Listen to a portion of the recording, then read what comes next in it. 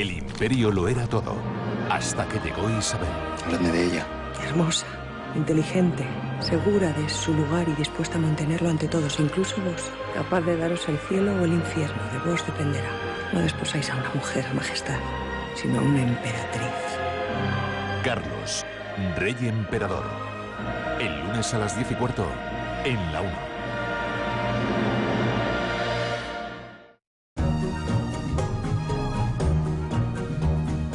Carlos Rey Emperador, patrocinado por Foreco Sport. 24 de octubre. Spain in a Day. El director eres tú. Todos tenemos grandes historias que contar.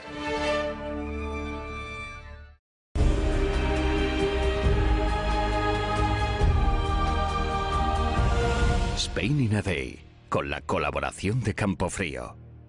Así que tú eres Adán. Alfonso. Un cristal de una botella en los Sanfermines. Un pastor alemán en un viaje de fin de curso fue en Girola. Apendicitis. Por poco me muero. Mi gran noche, con la participación de Televisión Española.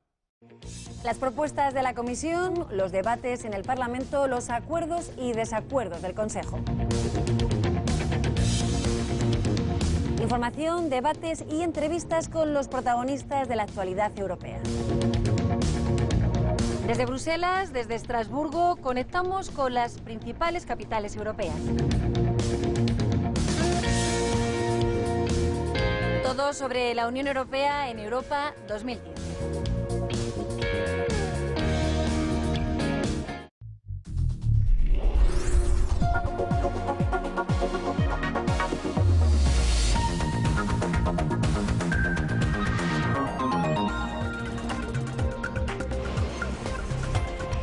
Una niña ahogada en una playa libia. La embarcación en la que intentaba cruzar el Mediterráneo naufragó, pero no sabemos más. Hace mes y medio, la muerte de otro niño en una playa turca conmocionó a todo el mundo. Se llamaba Aylan. No sabemos el nombre del niño de esta semana. La historia, desde la imagen de Aylan, no ha cambiado demasiado. La crisis de los refugiados no deja de crecer y la Unión Europea sigue incapaz de resolverla. Juncker, el presidente de la Comisión, ha convocado el domingo a los países balcánicos, más Austria y Alemania, para buscar una respuesta común al flujo incesante de personas que atraviesan Centro Europa. Las imágenes de refugiados bloqueados en las fronteras Schengen no dejan de impactarnos. La situación apenas ha variado desde el pasado verano. La diferencia es que ahora a esos refugiados varados, sin abrigo y casi sin alimentos, se les echa encima el invierno. Y esto mientras en Europa no deja de aumentar la xenofobia. Hola, ¿qué tal? ¿Cómo están? Bienvenidos una semana más al Mundo en 24 horas. Comenzamos un día más hablando del drama de los refugiados. El tiempo es cada vez más frío y húmedo y empeorará. Esa perspectiva, sumada al endurecimiento de los controles fronterizos, está precipitando la llegada de más migrantes a Europa. La crisis de los inmigrantes y los refugiados, más que gestionarse, se ha ido capeando. Cada vez que un país pone trabas, los migrantes buscan la forma de saltárselas o bien rutas alternativas, que no hacen sino cambiar el problema de sitio.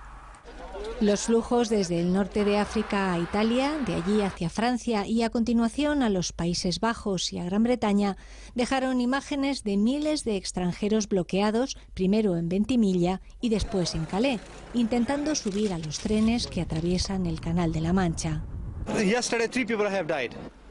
Calais sigue siendo una encerrona, de la que apenas se habla porque la crisis se ha disparado por el este. Reforzadas las fronteras terrestres de Turquía con Grecia y con Bulgaria, donde la semana pasada murió un migrante afgano por el disparo de un guardia, muchos de los que proceden de Oriente Próximo y Asia eligen la vía marítima, cada vez más peligrosa, desde la costa turca a las islas griegas. La ruta balcánica se colapsa. Serbia se queja del flujo que le llega desde Macedonia, que a su vez viene de Grecia. Con las puertas de Hungría cerradas y kilómetros de alambrada a lo largo de la frontera, el camino hacia Centro Europa se desvía por Croacia y Eslovenia, que también buscan la forma de frenar la avalancha. El gobierno esloveno ha limitado esta semana las entradas en función de las salidas hacia Austria, recurriendo al ejército. Y Austria y Alemania quieren reducir el número de llegadas. El largo recorrido es a pie, en autobuses o trenes si tienen suerte, o en furgonetas o camiones de las mafias donde se juegan la vida. Cruz Roja, ACNUR y otras organizaciones, además de ciudadanos solidarios, intentan que el trayecto sea un poco menos duro, pero no dan abasto. Llevamos meses diciendo que esto es una crisis internacional y no se resuelve a base de que un país abra la frontera y otro la cierre. La Unión Europea tiene que afrontarlo en conjunto. A esta gente no se le ha permitido iniciar el proceso de petición de asilo al que tiene derecho. Por eso está viajando en situación irregular. La de los migrantes y los refugiados es ya una cuestión global, un desafío global. Sé que cada país tiene sus dificultades políticas, económicas y sociales para acoger a estas personas, pero son gente que huye de la guerra y la persecución y no pueden afrontar esto solos. La magnitud del problema pone en evidencia a la Unión Europea y sus discusiones sobre cuotas de acogida, que no dejan de quedarse pequeñas ante la realidad diaria.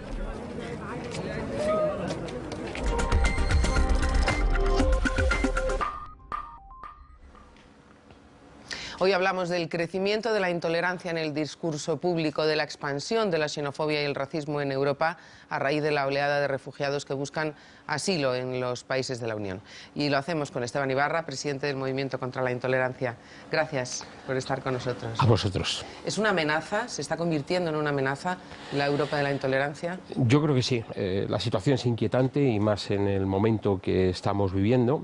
Tenemos la fotografía dramática de esta tragedia de refugiados e inmigrantes, pero a mi juicio lo que nos está trasladando la situación es una falta de sensibilidad institucional importante, con unas declaraciones que son inaceptables, donde el principio de humanidad se pierde, y luego todavía más grave, la creación de organizaciones y el desarrollo de organizaciones racistas, xenófobas, neonazis, que no les duele en prenda atacar a la pobre gente, como hemos visto en Alemania, que este año llevan 360 ataques a centros de refugiados. Yo creo que hay motivos para preocuparse. En una Europa que se supone construida sobre los valores democráticos, ¿cómo es posible que se haya generado este escenario para la xenofobia y la intolerancia? Yo creo que nuestra Europa salió fuerte en materia de valores después de la Segunda Guerra Mundial y del reconocimiento del horror del Holocausto. Pero progresivamente estos valores han pasado a segundo plano. Creo que no se insiste en ellos, no hay memoria en la escuela. Luego tenemos un escenario peligroso en Internet donde se hostiga al diferente, al refugiado, al inmigrante, pero también al homosexual o a cualquier persona que sea diferente, que eran personas que a su vez en los años 30 y 40 padecieron el horror del Holocausto. Europa siempre ha sido un continente sospechoso por esa vertiente de intolerancia, pero a su vez ha sido un continente con esperanza, porque de aquí salió la Declaración Universal de Derechos Humanos y valores muy importantes de nuestra identidad europea. Esa es la apuesta que tenemos que hacer. Hay un yin-yang, hay una lucha entre el bien y el mal, donde la gente, que es la mayoría, está por el bien, tiene que ser activa y comprometida en defensa de ese principio de humanidad. Estamos viendo cómo los refugiados sobreviven en unas condiciones inhumanas, más ahora, como contábamos al principio del programa, con la llegada del invierno, son rechazados en una y otra frontera, y Europa sigue levantando muros y discutiendo cuotas. ¿Qué es? ¿Incapacidad? ¿Falta de voluntad, Esteban? Y egoísmo profundo, y no asunción de la responsabilidad, porque Occidente entero tiene una responsabilidad ante lo que está pasando. Nuestros países venden armas, nuestros países están implicados en guerras. ¿Qué puede hacer una persona que huye de la miseria, del hambre y de la guerra? Podemos mirar para otro lado. Yo creo que hay que corresponsabilizarse con la situación. Nuestra Europa es egoísta, tiene un trasfondo muy egoísta en esta discusión de cuotas. 120.000 refugiados. Bueno, es que hay países mucho más pobres que están acogiendo a millones de refugiados, es el caso de Turquía u otros países del norte de África, millones de refugiados de las distintas guerras que se están viviendo en estos momentos en todo el mundo. Europa tiene que ser más solidaria. ¿Cuanto más ricos, más egoístas? Cuanto más ricos, más egoístas. Esta es la tragedia. Bueno, Un ejemplo de ello es cómo están proliferando no solo las organizaciones racistas y neonazis que antes mencionaba, sino lobos solitarios, como recientemente acabamos de ver en cuanto a matanzas de carácter racista que se están produciendo en un país tan rico como puede ser Suecia, ¿no? Pero yo creo que a mayor riqueza no se quiere mirar en ninguna otra dirección y la insolidaridad y el egoísmo brotan por sí solos. La creciente popularidad del mensaje xenófobo en Europa se ha materializado en formaciones como estas que nos hablaba Esteban, nuestro invitado, o la islamófoba alemana Pegida. Esta semana unos 15.000 de sus afiliados se reunieron en Dresde para celebrar su primer aniversario. Nuestro compañero Miguel Ángel García estuvo allí. Con un micrófono y una cámara entre unos 15.000 manifestantes de Pegida sabes que no eres bienvenido. Formas parte de la prensa mentirosa y casi nadie quiere hablar contigo. Vas en tensión. Notas el odio contra los periodistas. Lárgate de aquí es lo más suave que puedes oír. Y mientras a nuestro cámara le pusieron 2 zancadillas y le dieron con un palo de bandera en la cabeza o lo intentaban cegar con láser. Pero lo verdaderamente inquietante es que entre la gente que se delata a la primera ojeada como de extrema derecha, hay ciudadanos que invariablemente dicen: no, yo no soy racista ni de extrema derecha, estoy aquí porque la llegada de toda esa gente no es buena ni para nuestro país ni para los que huyen, porque no podrán reconstruir el país. Pegida nació de un grupo de Facebook que alertaba de que Alemania se estaba convirtiendo en un país de inmigración, dice el politólogo de Dresde, Werner Patzel. Mucha gente se ha unido porque los políticos reaccionaron calificando a todos los manifestantes de racistas y fascistas o nazis, y eso echó a la calle a muchos simpatizantes para mostrarles su solidaridad. Pegida puede ser la base de un movimiento populista porque la CDU ha abandonado su ala derecha.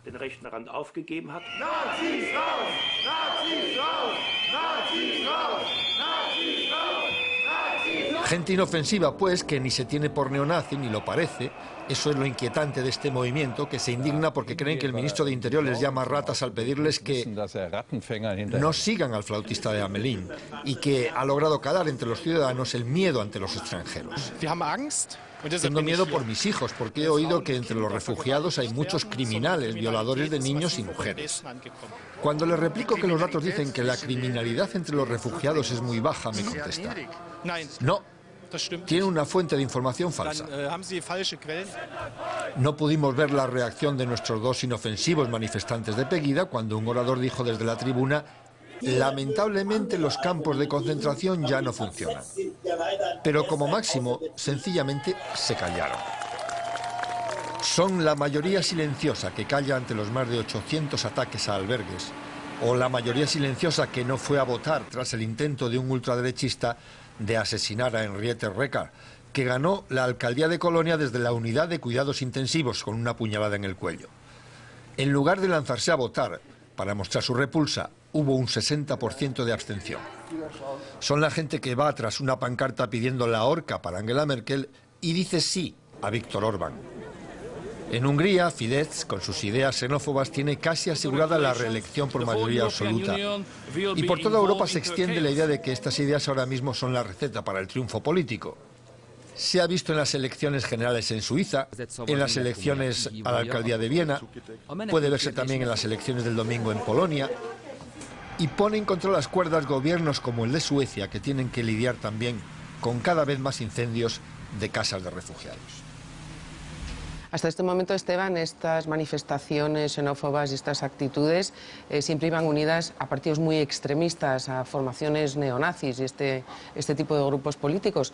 Pero es curioso cómo se está extendiendo entre los ciudadanos europeos la idea de que los refugiados están trayendo todos los males y son los causantes de todos los males de sus respectivos países.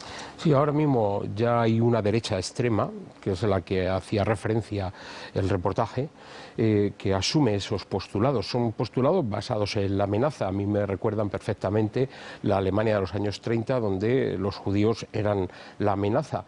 ¿Cómo se combate esto? Pues hay que combatirlo, en primer lugar, con información objetiva, veraz. Es que estamos hablando hablando de que Alemania va a recibir a 3 refugiados por cada 10.000 habitantes, un país que además tiene un déficit demográfico importante. No quiero entrar en esa dimensión económica positiva y de prosperidad que plantea la presencia del inmigrante, que lo ha explicado perfectamente Angela Merkel, y no es precisamente una referencia transgresora del orden constitucional. Ahora, cuando se atiza el miedo, cuando se atiza el egoísmo, pues puede haber muchas personas que evolucionan en una perspectiva insolidaria y de intolerancia y no respetan, ni aceptan, ni aprecian al otro que hay diferente. De ahí la importancia de educar en valores, de tener una información objetiva y veraz y de tener un compromiso activo, democrático, profundamente democrático, para encarar estas coyunturas. Este fenómeno que cada vez, vamos, ya lleva 3 años al menos expandiéndose cada vez más por Europa, ¿es una cosa exclusiva del viejo continente o se puede ver como una tendencia global, Esteban? Yo lo veo como una tendencia global, es la mundialización del odio. Lo he planteado públicamente porque lo vemos en México, lo vemos en Colombia, lo vemos en Australia, lo vemos. Hay como una reacción a una globalización deficitaria, sobre todo en materia de derechos humanos, que genera insatisfacciones, que no avanza, que se desmontan estados sociales o el estado del bienestar o las mejoras que hay, y a partir de ahí se expande un discurso donde se plantea un nuevo orden basado en el egoísmo y la insolidaridad. Eso el nazismo ya lo planteaba, no era una opción solo para Europa, era una opción para el mundo, donde habría una jerarquía de la raza aria, y ahora mismo de ahí que los grupos neonazis vuelven a rebrotar, pero en todos los sitios, en todas las partes del globo. Otras veces es con la otra cara, que es el yihadismo, es la otra cara del neonazismo. Esteban Ibarra, muchísimas gracias una vez más por haber estado en El Mundo en 24 horas. Esperamos que no sea la última. Gracias a vosotros. Gracias. Hasta Un otro placer. día.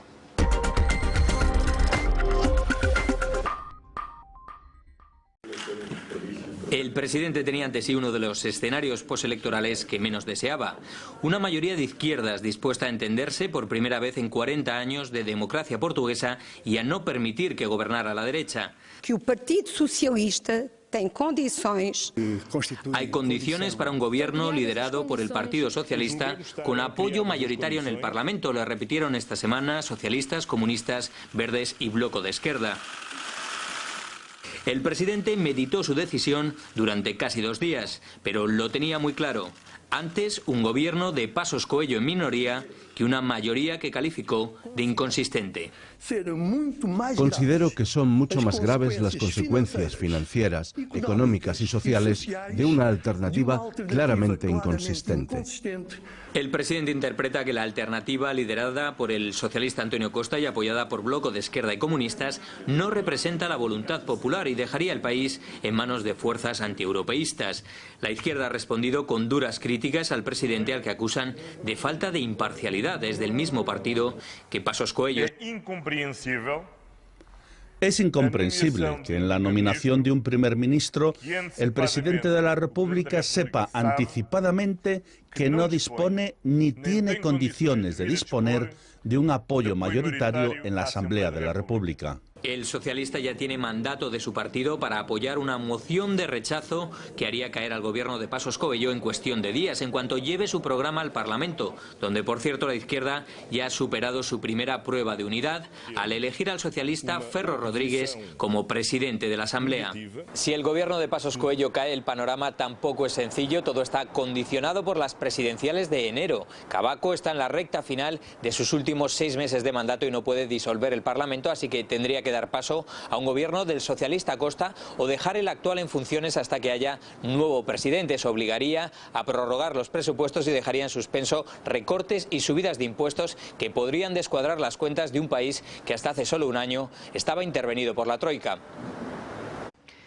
En Canadá, las urnas han dado una aplastante victoria al Partido Liberal, una mayoría absoluta que pone fin a casi una década de gobierno conservador. Su líder, Justin Trudeau, hijo del considerado fundador del nuevo Canadá, Pierre Trudeau, ha conseguido dar la vuelta a las encuestas. Y es que hace solo 2 meses y medio los sondeos colocaban a los liberales en tercera posición, por detrás de los conservadores y los socialdemócratas. It's time for a change in this country, my friends, a real change. Es tiempo de cambio en este país, de un cambio real. decía un exultante Justin Trudeau el pasado lunes, al conocerse los resultados electorales. La cara de ese cambio es él, 43 años, ex profesor, ex monitor de snowboard, ex camarero, boxeador aficionado y ahora primer ministro del nuevo gobierno que se formará dentro de una semana. Solo unas horas después de alzarse con la victoria, Justin Trudeau llevaba a la práctica uno de sus compromisos electorales y comunicaba al presidente de Estados Unidos la nueva posición de Canadá en la coalición internacional que combate en Siria e Irak al Estado Islámico. Seguirá, dice, dentro de esa coalición, pero sus aviones de combate dejarán de participar en los bombardeos. He hablado con el presidente Obama sobre la continuidad del compromiso de Canadá como integrante fuerte de la coalición contra el Estado Islámico. Y me he comprometido a que seguiremos participando de una manera responsable, de acuerdo con el importante papel que Canadá tiene que desempeñar en la lucha contra el Estado Islámico. Pero él ha entendido mi compromiso de poner fin a la misión de combate. Pero de momento no ha puesto fecha a esa retirada, tampoco a la de la prometida reanudación de relaciones diplomáticas con Irán. De Justin Trudeau, los analistas destacan su voluntad de afianzar la idea de Canadá diseñada por su mitificado padre, la de un país federal, unido, bilingüe y multicultural. Su programa está en las antípodas de lo que defendió y ejecutó su predecesor, Stephen Harper, un adalid del neoconservadurismo con posiciones cercanas a las de los republicanos estadounidenses. Trudeau se ha marcado como prioridad bajar los impuestos de la clase media y subir los de los ricos. También invertir en servicios sociales e infraestructuras, sin miedo a programar 3 años de presupuestos con déficit. Cambio total también en la política medioambiental. Harper había retirado a Canadá del protocolo de Kioto. Trudeau está dispuesto a implicarse a fondo en la lucha contra el cambio climático. Entre sus compromisos está también legalizar la marihuana para uso recreativo, siguiendo la estela del estado de Colorado. Dicen los expertos que Trudeau ha rentabilizado el deseo de cambio de los canadienses, que muchos, más que votar por él, querían votar contra Harper, lo que algunos electores definen gráficamente como ABC, las siglas en inglés de cualquiera menos los conservadores. Unos conservadores que tras la derrota de Stephen Harper buscan nuevo líder. El pueblo nunca se equivoca, decía un resignado Harper en la noche electoral, en la que también se anunció su dimisión. Justin Trudeau vuelve años después a la residencia oficial en la que pasó su infancia, cuando su padre, Pierre, era primer ministro y él le acompañaba a numerosos actos. Con él vuelve al poder el Partido Liberal de centro-izquierda y vuelven también los quebequeses francófonos. Uno y otros dirigieron los destinos de Canadá durante buena parte del siglo XX. La presencia del secretario general de la ONU en Israel y los territorios ocupados palestinos no ha frenado la violencia. Durante toda la semana han continuado los enfrentamientos y las muertes. El presidente Abbas le ha contado a Ban Ki-moon que los jóvenes palestinos se rebelan porque no tienen esperanza ni futuro. Ban le ha recordado que la violencia no es el camino. Pero lo que más ha sorprendido esta semana han sido las palabras de Netanyahu tratando de involucrar a los palestinos en el Holocausto. Según el primer ministro israelí, Hitler lo perpetró porque el mufti de Jerusalén se lo pidió en 1941. Netanyahu se ha visto obligado a matizar sus palabras ante el aluvión de críticas. Viaje sorpresa del presidente de Siria, Bashar al-Assad, a Moscú. Ha salido por primera vez de su país desde que comenzara la guerra para reunirse con su gran aliado, el presidente Putin. La visita se conoció cuando Assad ya había vuelto a Siria. Putin ha hablado también con los dirigentes de Turquía, Jordania, Arabia Saudí y Egipto. Según el Kremlin, todos tienen claro, empezando por Assad, que primero hay que derrotar el terrorismo y luego llegará el arreglo político. Una estrategia que Estados Unidos no comparte.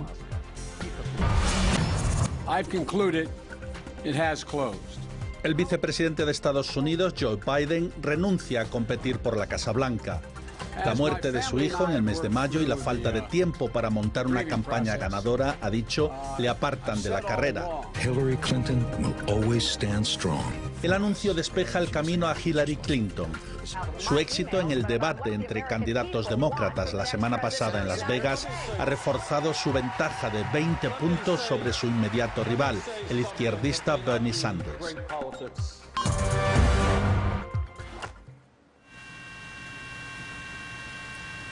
La central nuclear de Fukushima, en Japón. La empresa propietaria ha difundido imágenes de una endoscopia teledirigida en el reactor número 3. Han conseguido llegar hasta la vasija de contención y han encontrado una sustancia que parece barro. Creen que es el combustible radiactivo fundido. Si se confirma, complicará aún más el desmantelamiento de la central, que se calcula llevará unos 40 años. Esta semana, por primera vez, Japón ha reconocido oficialmente un caso de cáncer relacionado con Fukushima.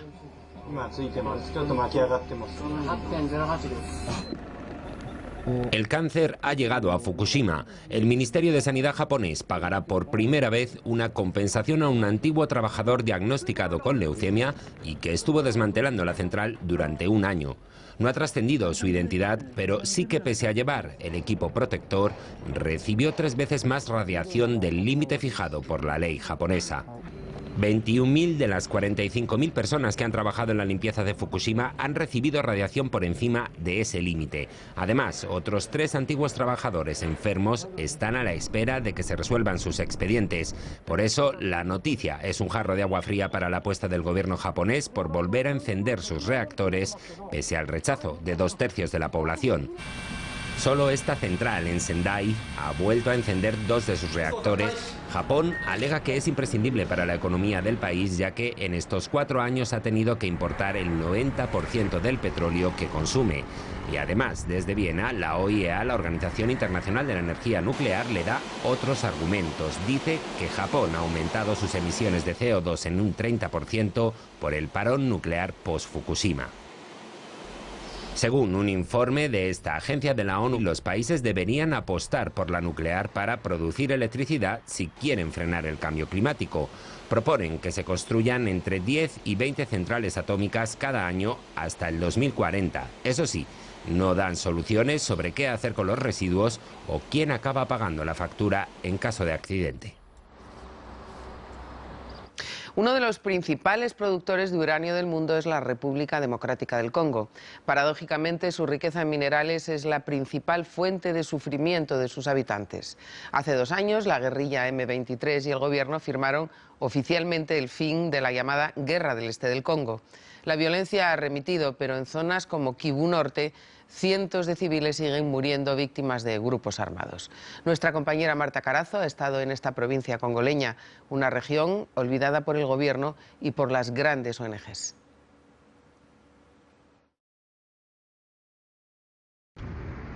Tenemos que grabar a escondidas en el coche.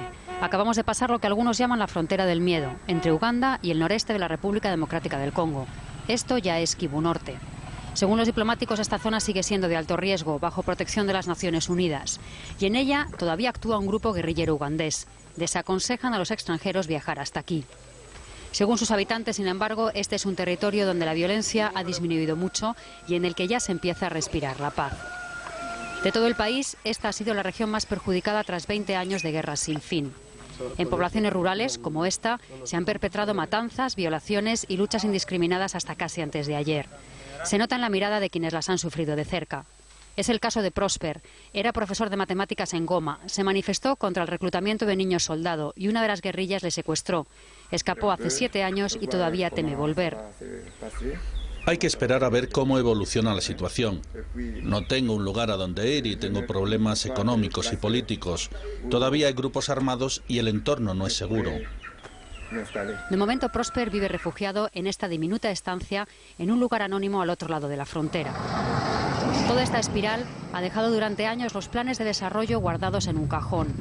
Las infraestructuras más básicas son precarias. Esta carretera, llena de agujeros, es la Nacional 4. A pesar de que el presidente Kabila hace ya campaña por conseguir su 3ª reelección el año que viene, el gobierno no la ha asfaltado. Y comprobamos que es la población la que trabaja en ella. ¿Que nos vamos?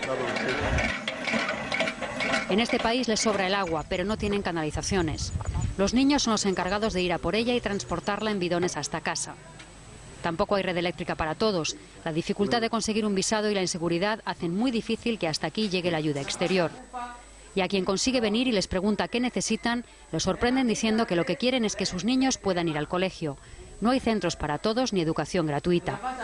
La educación es un remedio contra la pobreza y contra la inseguridad. Los niños, cuanto más estén educados, más escapan a las corrientes e incluso a las milicias. Pero al mismo tiempo se les da una oportunidad para su futuro. En esta zona, todavía con un alto índice de analfabetismo, colabora desde hace 2 años una pequeña ONG española. Este colegio en Lume va a pasar del barro y la caña a tener aulas de ladrillo gracias a su ayuda. Y este otro, en Bulongo, todavía no tiene puertas ni ventanas. Y todavía cuenta con aulas provisionales como esta, en la que estudian los adultos, pero existe gracias al apoyo que desde España se ha dado a los padres de la zona. Falta mucho por hacer, nos dicen agradecidos, pero las cosas han mejorado mucho para los chicos, porque ahora tienen un colegio cerca de casa. Nosotros creemos que fundamentalmente los países tienen que salir adelante con su gente. Lógicamente ellos se comprometen y nosotros no hacemos la escuela, nosotros no hacemos toda la infraestructura, sino que ellos ponen parte y nosotros ayudamos en otra parte. Y lo mismo pasa con el sistema sanitario. Puestos de salud con escasos recursos se encargan del primer tratamiento. Tampoco hay sanidad gratuita y la guerra ha devastado el sistema. No tienen casi medicinas y cuando ingresan a los pacientes lo hacen en estos camastros. Cuando los enfermos requieren atención más especializada, los trasladan en esta moto hasta el hospital más cercano. O andando, como ha llegado esta noche esta mujer. Está enferma de malaria. Ha dado a luz a estas 2 gemelas que sorprendentemente han nacido sanas. A veces es por la distancia, otras porque no se atreven a salir de casa de noche. El caso es que muchas veces llegan aquí demasiado tarde. Y algunos, como este bebé, llegan en situaciones extremas. Tiene paludismo, necesita una transfusión de sangre y no hay medios para ir a buscarla, explica el doctor. La ayuda más reciente de esta ONG, prácticamente la única en esta zona, es una ambulancia para que las mujeres lleguen a tiempo a dar a luz y para que este bebé pueda crecer y sacar adelante al país más extenso y convulso de África, que ahora parece estrena la paz. Así y aquí termina hoy la crónica de la actualidad internacional del mundo en 24 horas. Nos ponemos a trabajar para contarles lo que ocurra durante los próximos 7 días. Gracias como siempre por haber estado con nosotros. Cuídense, les esperamos.